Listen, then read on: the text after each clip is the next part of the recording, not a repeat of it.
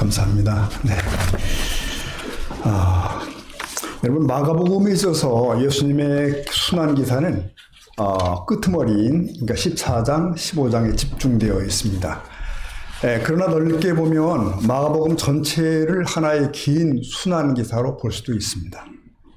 마가복음엔 예수님이 공생의 초기부터 배척당하신 모습이 기록되어 있습니다.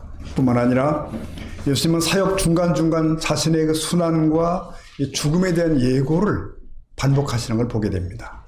이것은 예수님 자신이 분명한 그 메시아 자의식을 간직하고 계셨음을 보여주는 내용이겠죠. 주님은 공생의 기간 내내 고난받는 메시아의 길을 자신의 길로 인지하고 계셨습니다. 그렇기에 주님은 사람들이 원하는 왕, 권력자가 되는 것을 원치 않으셨던 것이죠. 예수님이 고난받는 메시아로서의 정체성을 가졌음을 보여주는 핵심은 구약의 본문들에 있습니다. 무슨 말인가 하면 이 마가복음의 곳곳에는 그 구약의 본문들이 흩어져 있는 거예요. 즉 메시아 순환 예고로 유명한 이사야 53장이 많이 분포되어 있고요. 특히 마가복음 15장에는 시편 22편이 집중적으로 인용되어 있습니다. 그래서 보통들 22편을 고난의 시편이라고 말들을 하죠. 오늘은 주님이 고난받기 위해 예루살렘에 입성하신 종려주일입니다. 주님의 고난이 시편 22편을 어떻게 성취하는가를 보려고 합니다. 하나님의 위대한 구원은 약속의 성취였구나를 다시 확인하게 될 때 우리의 믿음은 더 공고해질 수가 있을 것입니다. 자, 마가는 예수님이 십자가에 달리시는 장면을 기록하면서 시편 22편을 전폭적으로 사용하고 있습니다. 시편 22편은 다윗의 시예요. 이스라엘 공동체를 배경으로 하는 개인 탄식시라고 성경학자들은 정리합니다.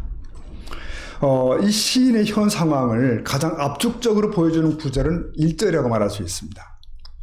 예수님이 십자가에서 외치신 바로 그 내용입니다. 다윗이 시편을 기록한 1000년쯤 뒤에 예수께서 이 절규를 십자가에서 외치신 거죠. 자, 시편 22편 1절을 한번 보시겠습니다. 여기 있네요. 시작. 내 하나님이여, 내 하나님. 자, 어떻습니까, 여러분? 이것은 시인이 당한 처절한 형편을 보여주는 내용이에요. 그는 지금 극한 곤경에 빠져 있습니다. 그게 뭔지는 구체적으로 알 수는 없어요. 만일 그것이 질병이라면 심각한 육체적, 정신적 고통일 것이죠. 시인은 그것을 또 이렇게 표현합니다. 14절 가보면은 나는 물같이 쏟아졌으며 내 모든 뼈는 어그러졌으며 내 마음은 밀랍 같아서 내 속에 녹았으며 15절 볼까요? 내 심이 말라 끝 같고 내 혀가 입천장에 붙었나요? 이런 처절한 묘사를 보신 적이 있나요? 이 사람은 지금 육신이 무너져 내리고 입이 바짝 타는 아픔을 경험하고 있습니다.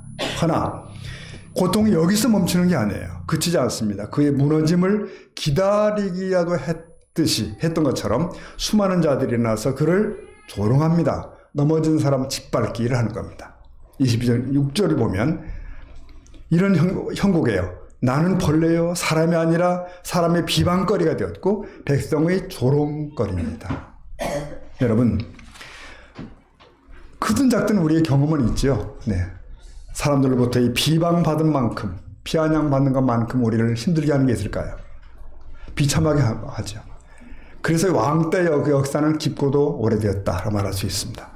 이 따돌림의 고통에 빠진 시인 앞에 있는 원수들은 참 잔인합니다.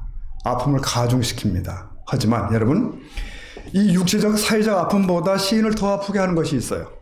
그가 당한 현실의 영적 차원의 문제입니다. 그는 지금 평생 자기가 섬겨왔던 하나님으로부터 외면당한 것 같은, 외면받은 것 같은 단절을 경험하고 있습니다. 당연히 응답하셔야 될 하나님이 침묵하시는 거예요. 왜 그런 겁니까? 2절을 보면은 내 하나님이여 내가 낮에도 부르짖고 밤에도 잠잠하지 아니하오나 어때요? 응답하지 아니하셨다는 거예요. 그러니까 하나님은 반응을 안 하시는 겁니다. 이런 무응답의 하나님은 이스라엘의 과거 경험과도 안 맞아요. 조상들이 주께 의뢰하고 부르짖을 때 그들은 구원을 받았고 건짐을 받았거든요. 시인은 이것을 알았기 때문에 탄원한 겁니다. 하지만 지금 그의 현실 속에서는 하나님으로부터 아무런 반응이 없습니다. 응답이 없는 거예요. 하나님으로부터 버림받은 것과 같은 이 영적 아픔은 다른 어떤 것보다도 더 진한 아픔일 수 있다는 것입니다. 자, 그러면 이런 모든 상황을 시인은 끝내 어떻게 할까요? 그가 선택하는 길은 오직 그래도 하나밖에 없습니다. 한번 따라 하십시다. 그래도 하나밖에 없다. 무엇을 말하는 것일까요? 네, 그럼에도 불구하고 이 사람은, 이 시인은 하나님을 의뢰하는 길을 택해요. 그럼에도 더욱 견고히 하나님을 붙드는 거예요. 네, 그런 글을 보고 원수들은 또 이렇게 조롱합니다. 8절에 가보면 그가 여호와께 의탁하니 구원하실 걸, 그를 기뻐하시니 건지실 걸 하나이다.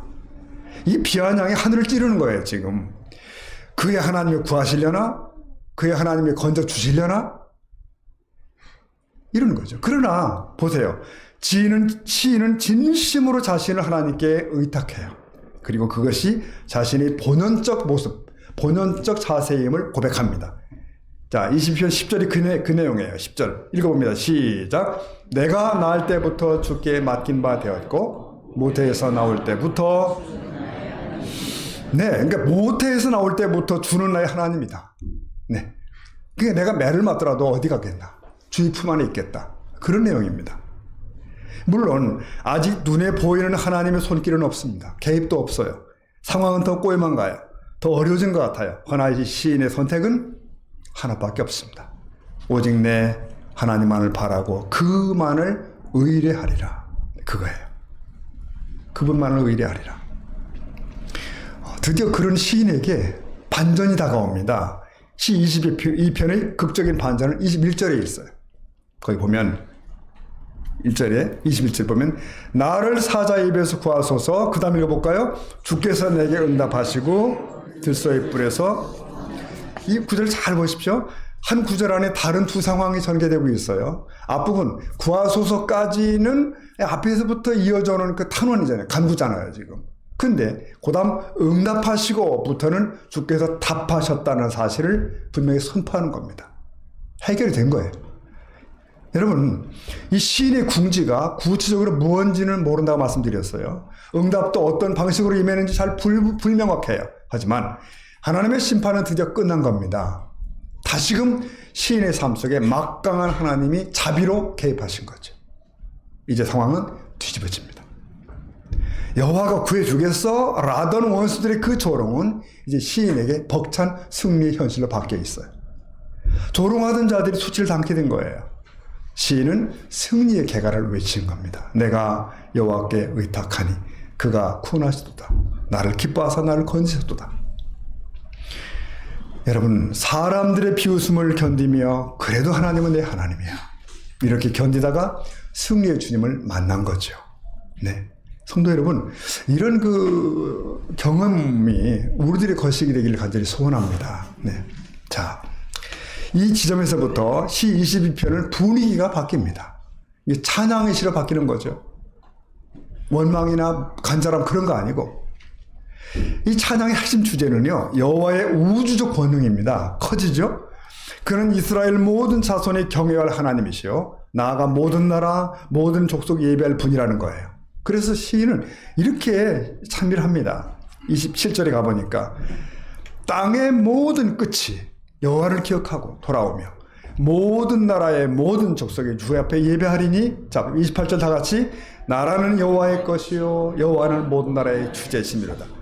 네, 시인은 그를 억누르던 죽음의 현실을 넘어섰습니다. 개인적인 고통을 뛰어넘어버리고 모든 상황을 뒤집어 주재권을 드러내시는 하나님의 권능을 찬양하기 시작해요. 이 찬양은 아직 태어나지 아니한 자손들의 세대에도 계속될 것이고 이방 모든 나라 모든 민족들에도 전파될 것이다. 시편 20편은 이렇게 끝납니다. 여러분, 이 시편을 길게 이렇게 살펴본 이유가 뭘까요? 이 시 전체의 흐름이 예수님의 십자가 장면을 이해하는 데 결정적 작용을 하기 때문입니다. 다윗의 이 개인적 차원의 경험이 그의 후손으로 오시는 예수님의 메시아적 고난에 기묘하게 중첩이 되는 거예요. 자, 그러면 마가의 기록으로 돌아가 보겠습니다. 아까 읽으신 본문으로 돌아가는 거예요. 우리 주님의 순환 현장이죠. 빌라도 앞에서 재판을 받은 후에 예수님은 십자가에 못 박히도록 로마 군인들의 손에 넘겨집니다. 군인들은 그를 프레토리움이라고 불리우는 뜰 안으로 끌고 들어갑니다. 온 군대가 그에 소집됩니다. 그 6월절 즈음에 치안 업무 때문에 왔던 로마 군인들이 다 소집된 거예요. 로마 군인들은 모여서 이 예수를 공개적 조롱거리로 삼기 시작합니다. 그들은 예수께 자색 옷을 입히고 가시관을 씌우고요. 손에 갈대도 들리고. 뭐죠? 자색 옷, 왕관, 홀, 이건 다 왕을 상징하는 대표적 상징물들이거든요. 이 군인들은 장난삼아 예수를 유대인의 왕으로 분장을 시킵니다. 그리고 평소에 그들이 가지고 있던 유대인에 대한 경멸감을 마음껏 표출하는 거예요. 우리는 이 프레토리움 안에 울려 퍼지는 그 군인들의 낄낄거리는 웃음소리를 충분히 떠올릴 수 있어요. 상상할 수 있어요. 그들은 이 예수의 인격이나 대의에 대해서는, 옳고 그름에 대해서는 추호의 관심이 없는 겁니다. 그들에게 이 피지배 민족의 죄수인 예수는 아무것도 아니에요. 아이들이 가지고 노는 한 마리 벌레에 지나지 않습니다. 이 군인들의 무례함에 몸을 맡기면서 주님은 이 시편을 떠올렸을 겁니다. 22편 6절, 난 벌레요 사람이 아니라 사람의 비방거리요 백성의 조롱거리니이다. 이 조롱을 다 마친 후에 군인들은 이동을 시작합니다. 예수를 십자가에 못 박기 위해 뒷산 어디? 골고다로 끌고 올라가는 거죠. 가보니까 멀지 않더라고요. 거기서 골고다까지. 마가는 십자가를 지고 가시는 과정을 소상하게 기록합니다. 그런데 십자가에 못 박히는 과정 자체는 너무나 간략하게 압축이 돼요. 십자가에 못 박고, 24절에 그 다음입니다. 십자가에 못 박고. 일반적으로 십자가형은 죄수를 형틀에 매달 때 끈으로 손발을 묶죠. 혹은 못으로 손발을 고정도 합니다. 마가의 기록은 이것조차 생략해요. 그만큼 못 박힘의 과정 자체가 단순화돼요. 여러분, 수년 전에 개봉되었던 영화, 예수님의 순환 영화 패션을 여러분 기억하시죠? 피가 막 범벅된 장면들, 극단적 육체적 고통의 순간들이 다 묘사가 되죠. 처절할 만큼. 이에 반해서 이 마가의 기록은 오히려 과도하게 절제된 표현을 가져요. 왜 그랬을까요? 왜? 육체의 고통이 예수님의 고난의 전부가 아니기 때문이다 라고 봅니다. 또 다른 게 있어요. 자, 마가복음 15장 24절에 가보면 십자가에 못 박고 그 옷을 나눌세 누가 어느 것을 가질까 하여 뭐하죠? 제비를 뽑더라. 그러니까 십자가에 달린 예수 아래에서 군인들은 이제 이 죄수의 옷을 누가 차지할까? 제비 뽑기를 하더라. 나눠 먹기를 하는 거예요. 여기서 다시 마가는 시편 22편으로 돌아옵니다. 시인도 자신이 아직 멀쩡히 살아있는데 이 장면, 마치 죽은 사람 취급하는 형편을 당했거든요. 시편 22편 18절 보니까 시인은 말하기를 내 겉옷을 나누며 속옷을 제비 뽑나이다. 이런 일이 십자가 예수 그리스도께 그대로 또 이루어지고 있는 겁니다. 군인들은 이분의 존재에 대해서는 아무런 관심이 없어요. 그는 이미 끝난 사람. 그는 이 옷을 다시는 필요로 하지 않을 겁니다. 그는 존재하지만 이미 무존재예요. 앞에 프레토리움에서 로마 군인들에게 당했던 무시와 조롱이 이 장면에 와서 그 절정을 맞고 있습니다. 자, 이제 예수께 대한 이런 부당한 짓의 분위기는 현장에 있던 모든 자들에게 확대돼요. 그래서 마가복음 15장 29절에 가보면 지나가는 자들마저 자기들이 머리를 흔들면서 예수를 모욕했더라 라고 되어 있습니다. 이 진술은요 시편 22편 7, 8절을 또 반영하는 것입니다. 거기로 돌아가 보면 7절에 나를 보는 자는 다 나를 비웃으며 입술을 삐죽거리고 머리를 흔들며 말하되 그가 여호와께 의탁하니 구원하실 걸 그를 기뻐하시니 건지실 걸 하나이다. 여기서 구원할 걸 건지실 걸이라는 말은 뭐죠? 어림도 없는 얘기야. 그런 얘기입니다. 그에게는 결단코 그런 일이 없어 라는 단언입니다. 마가 15장 30절에 의하면 그날 사람들은 십자가에 달리신 예수님을 그렇게 조롱했대요. 내가 너를 구원하여 십자가에서 내려오라. 너 자신을 단번에 구해보라는 요구입니다. 이 역시 십자가에 달린 너는 이미 끝장났어라는 욕설이죠. 여기에 대제사장들과 서기관 등 지도자들이 가세합니다. 31절 보면 한번 읽어볼까요? 시작. 그와 같이 대제사장들도 서기관들과 함께 희롱하며 서로 말하되 그가 자, 그들의 말 가운데 남과 자기가 서로 대비되죠. 남들 구원이야 잘 모르겠다. 하지만 적어도 너 자신에 대해서는 무능력하잖아. 확신이 차서 내뱉은 말들이에요. 곧 이어지는 말도 비슷합니다. 32절 보면 이스라엘의 왕 그리스도가 지금 십자가에서 내려와 우리가 보고 믿게 할지어다. 믿게 해봐라. 이 말은 본래 메시아의 능력에 대한 유대인들의 일반적인 기대가 이런 것이었어요. 그 정도는 돼야죠. 근데 그들의 눈으로 보니까 이 예수는 십자가에서 자기를 구원키는커녕 차량하게 죽어가고 있는 거예요. 그런 예수는 절대로 우리 이스라엘의 왕 메시아일 수 없다는 거예요. 자신도 지켜내지 못하는 자가 어떻게 우리의 구원자가 될 수 있단 말이냐. 그런 얘기죠. 자, 예수님을 십자가에 못 박아놓고 떠드는 대제사장들과 서기관들은 마치 누구와 같은가? 지금 그들은 다수입니다. 그들에게 권세가 있습니다. 시편 22편으로 치면은 바산의 힘센 왕소와 사자와 같은 사람들이라는 표현이 나옵니다. 그들은 12절에 나오는 힘센 소들이고 13절에 나오는 찢으며 부르짖는 사자들과 같아요. 이제 시인의 고통은 어떨까요? 한계에 옵니다. 시 20편 15절 보면은 내 힘이 말라 질그릇 같고 내 혀가 입천장에 붙었나이다. 시인은 지금 혓바닥이 입천장에 붙어버렸다. 목이 완전히 타버리는 거죠. 십자가에 달린 예수님도 십자가상에서 목이 탔죠. 요한복음에서 보면은 이 순간을 이렇게 기록합니다. 주께서 내가 목마르다 라고 했음을 기록하고 있습니다. 그 순간 조롱자들은 마치 심센 황소와 같이 위세를 부렸대요. 이 순간은 그들이 최종 승리자여 심판자 같습니다. 그들은 지금 자신들의 승리를 만끽하고 있는 거죠. 여러분, 진정한 주, 진정한 메시아를 부인한 자들, 스스로를 심판자로 여기는 이 사람들은 어떻게 될까요? 네, 어떻게 될까요? 네, 그들이야말로 마지막에 하나님의 그 심판 앞에 서지 않을 수가 없는 것입니다. 예수님은 십자가 위에서 가장 깊은 단절의 고통을 직면합니다. 마가 15장 34절이죠. 엘리 엘리 라마 사박다니 하시니 이를 번역하면 읽어볼까요? 나의 하나님 나의 하나님 네, 이 절규죠. 이 절규는 바로 시 22편의 첫 구절이라니까요.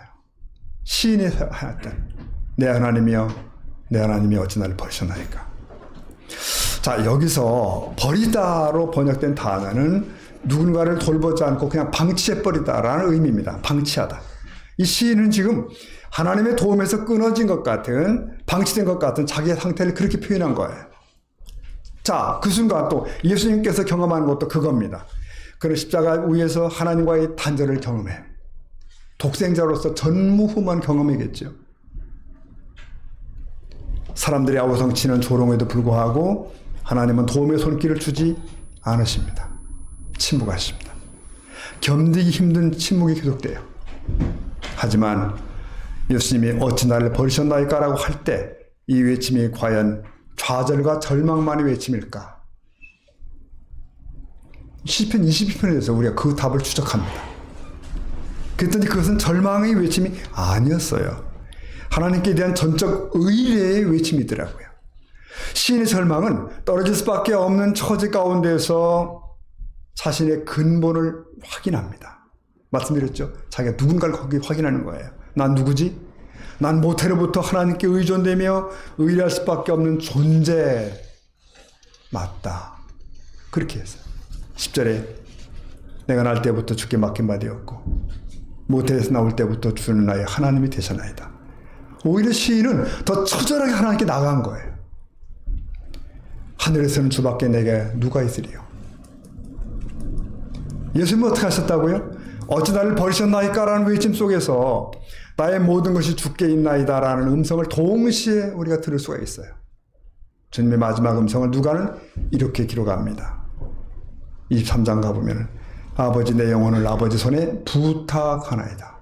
어디에 부탁합니까? 내 아버지 손에. 이것이야말로 성자의 성부께 대한 전적인 의뢰, 전적인 위탁 아닙니까? 이 무거운 침묵 뒤에 버림을 외치는 것이 아니라 그분께로 돌아가는 거예요. 여러분, 고난의 소용돌이가 계속되던 시편 시인의 고난 22편에는 반전이 있다고 그랬죠. 21절에 당신이 내게 응답하셨다는 표현, 그걸 중심으로 전반부와 후반부가 구분됩니다. 내게 응답하셨다는 것은 시인의 상황 속에 드디어 하나님이 들어오신 거예요. 개입하신 거예요. 그 모든 상황을 통제하시고 역전시키신 걸 고백하는 겁니다. 시인에게 그것은 죽음의 문턱까지 갔다가 다시 생명의 세계로 회복된 것을 말해요. 그는 회복되었습니다. 자, 그러면 이 점에서 예수님의 경우는 다른 것일까? 계속 시편 내용은 같이 흘러왔는데 주님은 원래 자리로의 회복되신 끝내 십자가에서 죽음을 맞이하잖아요. 시인에게 회복이 응답이었다면 예수님께는 일단 죽음이 응답인 거예요. 그러면 죽음은 정말 그 결론입니까, 여러분? 어떻게 생각하십니까? 아닌 거 아시죠? 네, 죽음의 끝이 아니었습니다. 죽음으로부터 그를 다시 일으키신 것이 하나님의 응답이었어요. 부활은 미루어졌습니다. 사흘 뒤로. 네, 사흘 뒤로 미루어져 있었을 뿐. 응답은 잠시 가려워져 있었다. 원수들의 조롱은 결국 공허하게 되는 거죠. 아버지를 전적으로 의탁하고 자신을 들이신 아들을 하나님은 죽음에서 건져내신 것입니다. 그러므로 시편 22편은 예수님의 고난뿐만 아니라 어디로? 부활 사건으로 이어지는 것입니다. 여러분, 드디어 그래서 마가복음 16장에는 부활 뉴스가 터집니다. 저녁 9시 뉴스죠. 네. 탑 뉴스가 터지기 직전 15장의 후반부에는 상징적 사건들이 전개돼요. 2개씩. 하나님의 권능의 개입이 예고되는 거죠. 그중 하나가 성소 휴장이 위로부터 찢겨내린 일입니다. 마가 15장 37절 보면 예수께서 큰 소리를 지르시고 숨지시니라. 38절 다같이 이에 성소 휴장이 두제. 여러분, 역사가 요세푸스라고 하는 사람이 쓴 글에 의하면은 당시 헤롯 성전에는 약 25m 높이의 황금문이 있어요. 그리고 그 문 앞에 같은 높이의 휴장이 설치되어 있는데 이 휴장은 청실, 홍실, 자주실로 섞어 짠 견고한 것이었습니다. 근데 이 휴장이 위로부터 찢겨 내린 거예요. 만일 그게 사람의 작용이었다면 당연히 아래로부터 찢겨 올라가야 되겠죠. 네. 그런데 위로부터 아래까지 찢어진 일은 하늘의 개입을 보여준다라고 역사가 기록을 했더라고요. 여러분, 휴장이 찢어지면 어떤 의미가 있을까요? 예루살렘 성전의 전면적 파괴의 예고가 담겨 있습니다. 또한 예수를 조롱하던 성전 권력자들의 심판도 담겨 있습니다.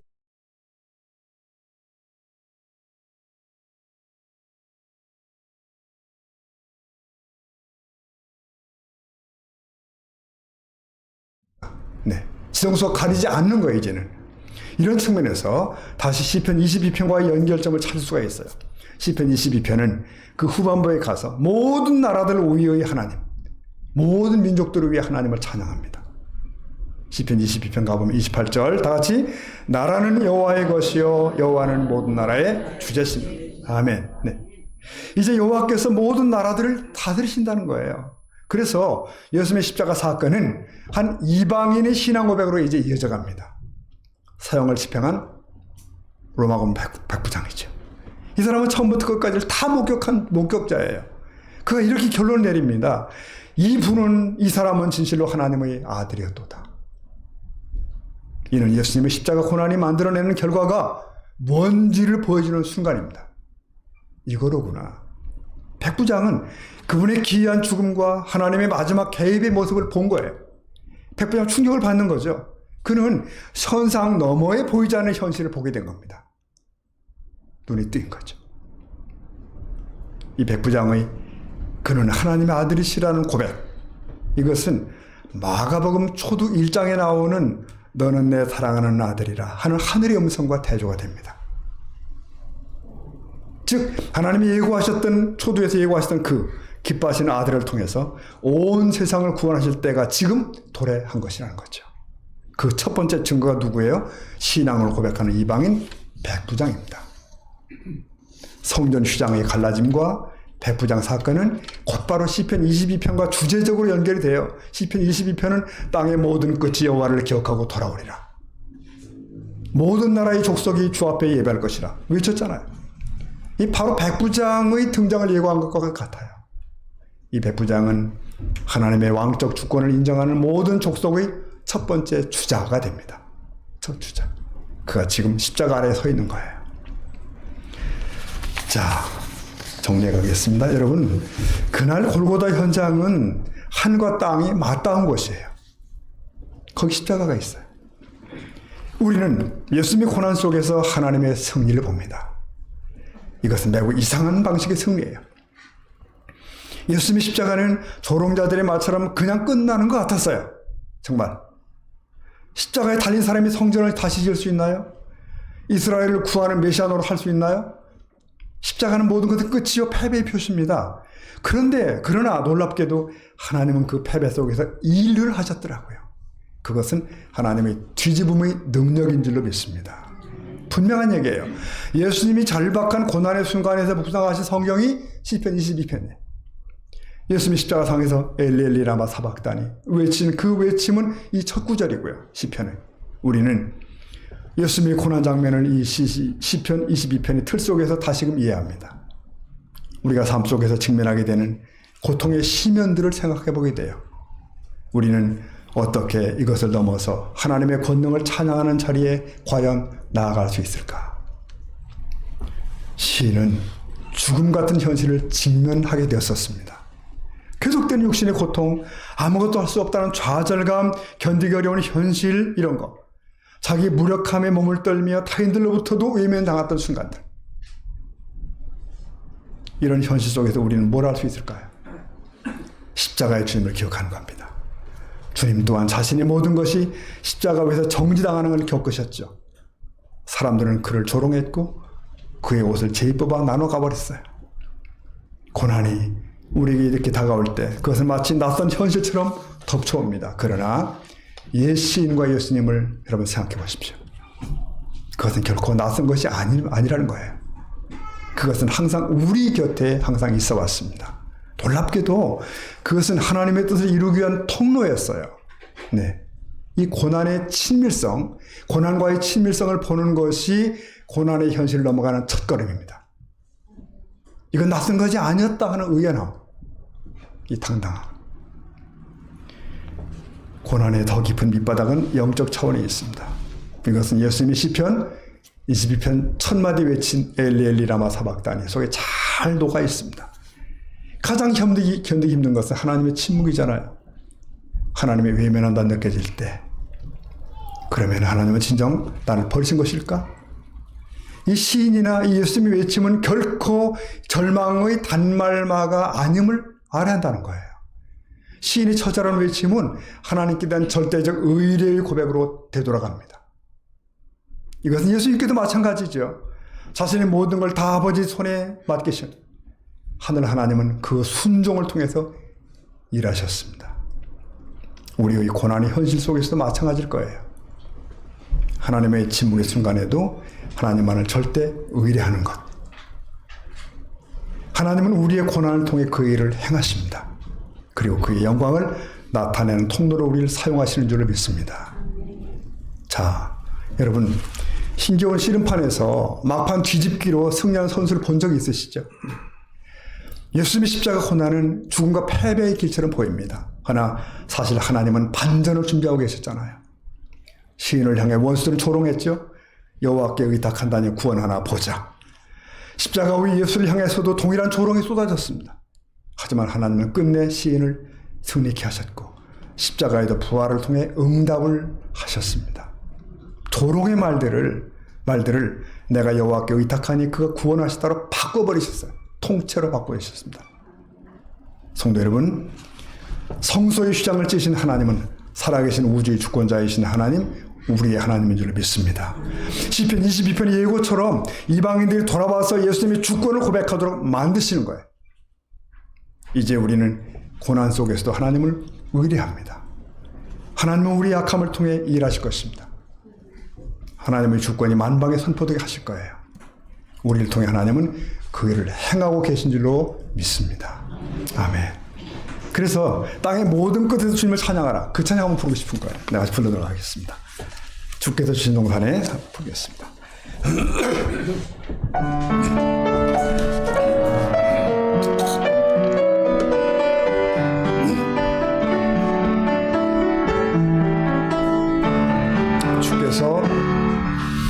주께서 주신 동산에 땀 흘리며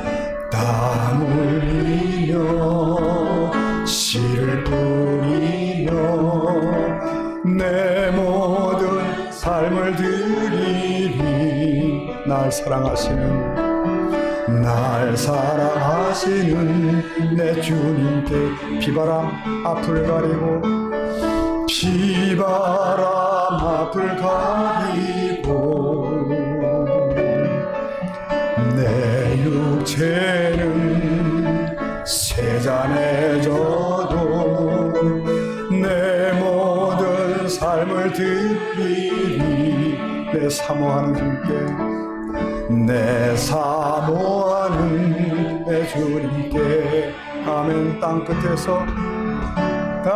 끝에서 주님을 맞으리. 주께 드릴 열매 가득한 곳. 땅 끝에서 주님을 배우리. 주께 드릴 노래 가득한 곳.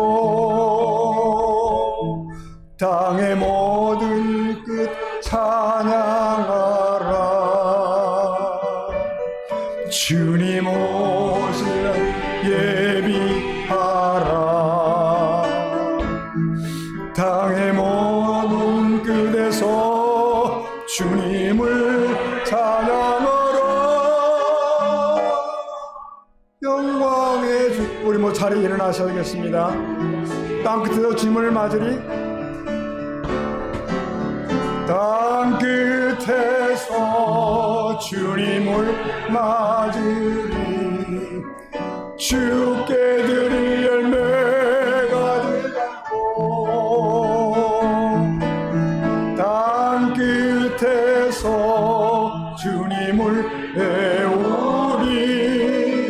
주께 드릴 노래 가득한 곳.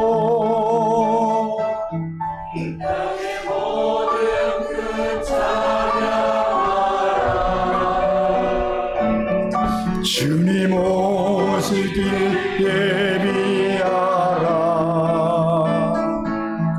땅의 모든 끝에서 주님을 찬양하라. 영광의 주님 곧 오시리라. 아버지 하나님, 영광과 찬송을 주 앞에 올려드립니다. 이 땅에는 끊임없이 고난과 아픔이 계속되는 것, 시편 기자가 가졌던 그 쓰라린 아픔과 좌절과 절망, 그 너머에게서 하나님을 배웠던 것처럼, 아니 그것을 뛰어넘어서 우리 주님이 이 땅에 오셔서 그 엄청난 고난을 겪으시고 우리 이름을 손에 쥐고 십자가에 달려 죽으시며 그 고난의 자리에서 끝내 승리의 반전을 이뤄내신 하나님을 찬양합니다. 우리 예수님의 부활을 그 현장에 우리가 함께 있는 줄로 믿습니다.